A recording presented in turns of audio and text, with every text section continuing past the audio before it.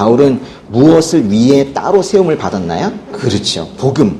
하나님의 복음. 그 복음은, 그러니까 하나님의 복음은 하나님께서 예언자들을 통해 성경에 미리 약속하신 것으로 3절 하나님의 아들에 관한 것입니다. 그러니까 복음이라는 것은 하나님께서 수백 년 전에 그 유대인들에게 계시하셨던 너희를 구하겠다라고 했던 그 약속, 그것이 예수님을 통해서 이루어졌다라는 소식, 그게 바로 복음이라는 거예요.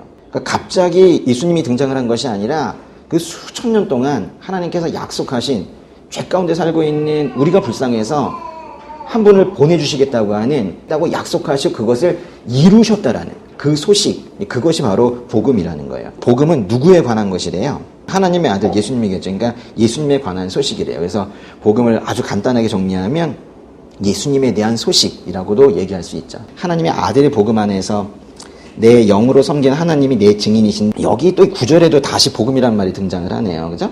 복음. 복음이 뭐예요? 유앙겔리온. 이거 이제 그리스어입니다. 유가 뭐냐면요. 유는 뭐 좋다 이런 뜻이에요. 근데 여러분 앙겔리온 이게 뭐냐면 여기 이제 영어로 하면 엔젤인데 엔젤. 천사, 사자 이런 거예요. 소식을 전한다라는 거예요. 그러니까 복음은 그냥 좋은 소식이 아니라 좋은 소식을 전한다라는 이 능동적인 그런 형태를 우리가 복음이라고 하는 거예요. 그러니까 복음은 그냥 가지고 있으면 복음이 아니에요. 복음 무조건 전해야 되는 거예요. 마태복음에 복음이라는 단어가 나오는데요. 100% 바로 그 옆에 전파라는 단어가 같이 붙어 나와요. 복음은 무조건 전파하는 거거든요. 11절에 로마에 가가지고 나 꼭 가고 싶다. 근데 뭘 나눠주고 싶대요? 어떤 신령한 은사를 나눠주고 싶다 그랬어요. 어떤 신령한 은사, 영적인 축복들, 좋은 것들을 주고 싶다는 거예요. 복음 얘기하는 거예요. 나는 복음을 부끄러워하지 않습니다. 이 복음은 모든 믿는 사람들에게 구원을 주시는 하나님의 능력이기 때문입니다. 이 복음을 부끄러워하지 않는다는 건 결국 복음을 전하는 걸 부끄러워하지 않습니다. 이런 뜻이에요. 복음을 전하는 걸 부끄러워하지 않으십니까? 성경에 보면 복음을 어떤 사람들에게는 어리석인 것이고 어떤 사람들에게는 미련한 것이고 어떤 사람들에게는 걸림돌이 되는 것이다 그랬어요.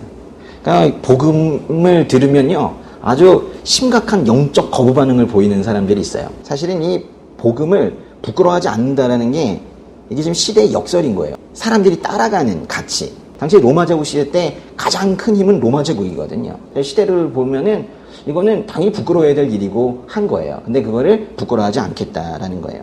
우리는 이제 복음을 전하다 거절당하는 것 때문에 복음을 전하지 못하는 거예요. 근데 실은 한 번도 전해보지 않았는데 거절당한 느낌을 또 가지고 계신 분들도 있어요. 한번 해보시고 거절을 당해보세요. 그냥 거절할 것 같죠. 실제로도 그렇거든요. 저기 교회 아빠 교회 뭐? 아니요. 거절을 그렇게 당해 왔었는데 또 한번 그 끝까지 한번 전해보세요. 교회 가자는 얘기와 예수님께서 아버지 죄를 용서하셨다라고 얘기하는 건 좀 다르거든요. 근데 바울은 그 복음이 야기할 수 있는 그 심각한 적대감, 그 심지어는 자기를 죽이려고 했었던 큰 살해 위협들, 그런 것들을 알고 있기 때문에 복음은 당연히 부끄러워할 수 있다라고 생각하는 거예요. 그러나 나는 부끄러워하지 않는다. 나는 언제 어디서라도 복음을 선포할 만반의 준비가 되어 있다. 왜 이렇게 바울은 복음을 부끄러워하지 않았을까요? 바울은 아는 거예요. 전해서 받아들이면, 즉 반응하면 변한다는 거예요. 이거는 받아들이면 반드시 변하기 때문에 이게 복음의 능력이기 때문에 그래서 당당한 거예요. 왜 복음 전하기를 간절히 원하냐? 그랬더니 이유가 복음을 부끄러워하지 않기 때문이래요. 그럼 또 묻는 거죠. 왜 복음을 부끄러워하지 않느냐? 그랬더니 답이 뭐래요?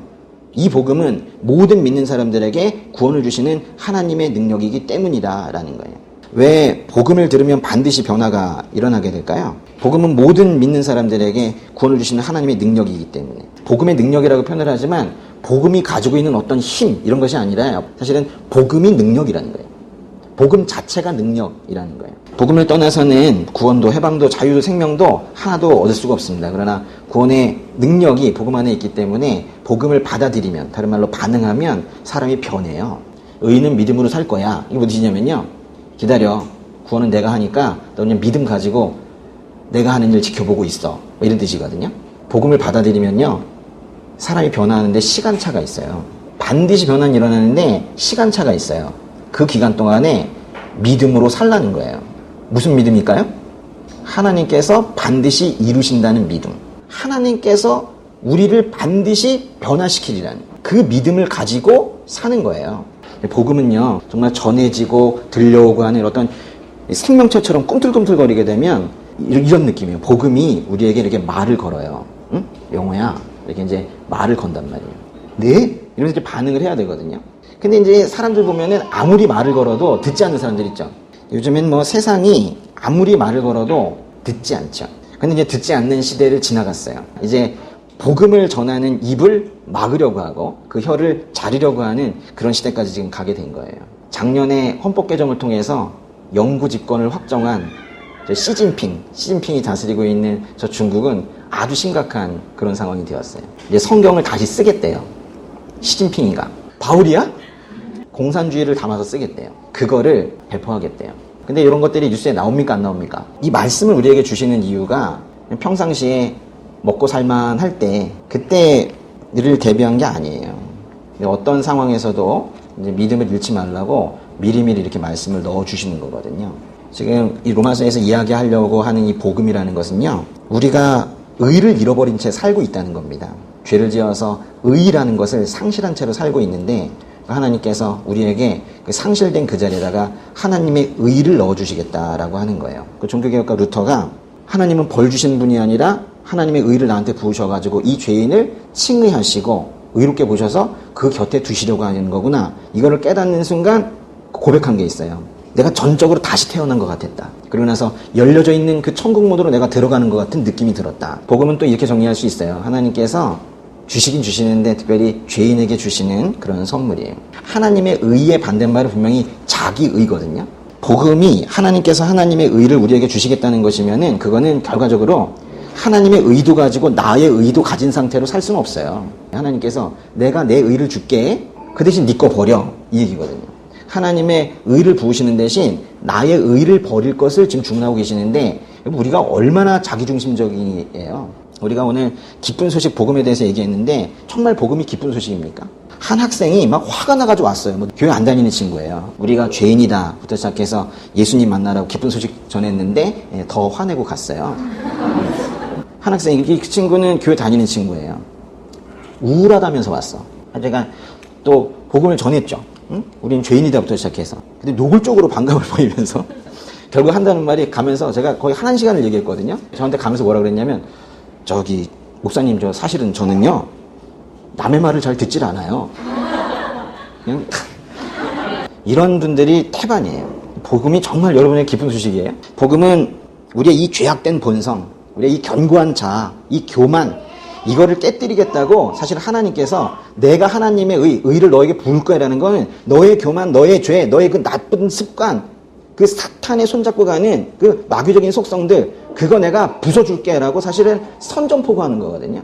하나님의 선전포고, 우리의 영혼육에 대해서 전면전을 선포하는 게 그게 바로 복음이에요. 복음이 말이 좋아 기쁜 소식이지 사실 이건 무서운 얘기인 겁니다. 하나님의 의를 우리에게 퍼부시겠다라는 건 사실은 우리 죽이시겠다는 거예요. 너 죽일 거다라고 얘기하는 거예요. 근데 우리는 아멘 하고 있죠. 그게 뭔 얘기인지도 모르면서 아멘 하고 있는 거예요. 우리 태어날 때부터 마귀의 종으로 태어난 우리의 이 나쁜 속성, 이걸 갖다가 죽이겠다라고 지금 그렇게 말씀하시는 게 그게 복음인 거거든요. 바울이 나쁜 소식 전하던 자로 살다가 좋은 소식 전하는 자로, 복음 전하는 자로 바뀌었어요. 인생을 통째로 바꿔버렸단 말이에요. 그게 복음이에요. 근데 바울은 그걸 안 거예요. 하나님께서 복음을 주신다는 건, 하나님의 의를 주신다는 건 자기의 어떤 부분이 아니라 이 전체가 없어져야 된다는 거예요. 루터가 이 복음을 깨달았을 때 만약에 루터에게 누군가 와가지고 루터 선생님이라고 하면 루터가 분명히 이렇게 말했을 거래요. 그 사람이 누군데? 죽었다. 이렇게 얘기했을 거라는 거예요. 복음을 듣고 자기가 여태까지 살아있다면 그럼 복음에 아직까지 반응을 안 하고 있는 겁니다. 처음부터 다시 시작해야 돼요. 하나님의 능력이 어딨냐? 하나님 뭐 하시냐? 이런 거 묻지 마세요. 하나님의 능력은 복음 안에 있는 거예요. 복음을 제대로 반응했다면 안 바뀔 수가 없습니다. 하나님의 의가 그 삶의 모든 인생의 구석구석에서 거기 드러나고 있는 죄를 팍팍 긁어내시면서 반드시 일하시거든요. 복음이라는 것은 예수님께서 나의 죄를 대신해서 죽으셨다라는 그런 어떤 상태, 감사합니다. 그게 말랑말랑하게 이렇게 지금 끝내는 부분이 아니에요.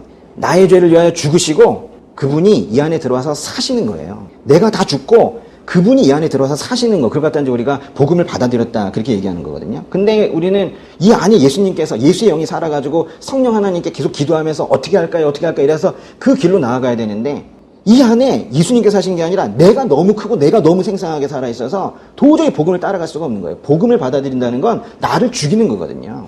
그러니까 내가 너무 커가지고 이 안에 예수님이 분명히 살아계신다라고 그렇게 말을 해도 이 안에 예수님이 살아계신다는 걸 허용하지도 않고 인정하지도 않고 늘 까먹고 그러고 살고 있단 말이에요. 나를 죽여야 됩니다. 이 본성 자체가 부패한 나를 태어나면서부터 마귀 손잡고 태어난 이 본성 이 나를 죽여야 된다고요. 그게 복음을 받아들이는 거예요. 그래서 이 안에 누가 살게 해야 되는 거예요. 그래서 예수님께서 살게 하셔야 된다니까요. 예수님께서 이 안에서 아주 신음하세요. 이 성령께서 이 안에서 너무 힘들어하세요. 응? 죄 가운데 들어갈 때마다, 응? 우리가 또 딴 데 보고 있을 때마다, 응? 지금 세상은 바뀌어가지고 지금 십자가가 부러지고 있는 그 세상으로 지금 자꾸 가고 있는데 멍하니 이러고 있는데 여러분을 보면서 어떤 생각하겠어요? 응? 벼랑 끝에 이렇게 매당매당 말려 있는데 거기에 좀 밧줄이 자꾸 끊어져 가고 있는데 시시덕거리고 좋다고 좀 웃고 있는 우리를 보면서 어떤 생각이 드시겠냐는 거예요. 응? 그거 지금 받아주고 싶지 않으시겠어요? 근데 거기에 반응을 해야 되는 그런 시대가 온 거예요. 나는 날마다 죽노라. 바울은 그렇게 고백을 하는데 나는 날마다 죽는 게 아니라 날마다 예수님을 죽이고 다시 십자가에 못 박는 그런 인생은 절대 살아서는 안 되는 거예요. 처음부터 좀 다시 시작하셔가지고 응? 우리의 인생이 정말로 예수 믿는 사람이라고 내 스스로 당당하게 응? 복음을 부끄러워하지 않을 만큼 그렇게 당당하게 얘기할 수 있는 그런 인생 모두 되시길 바랍니다.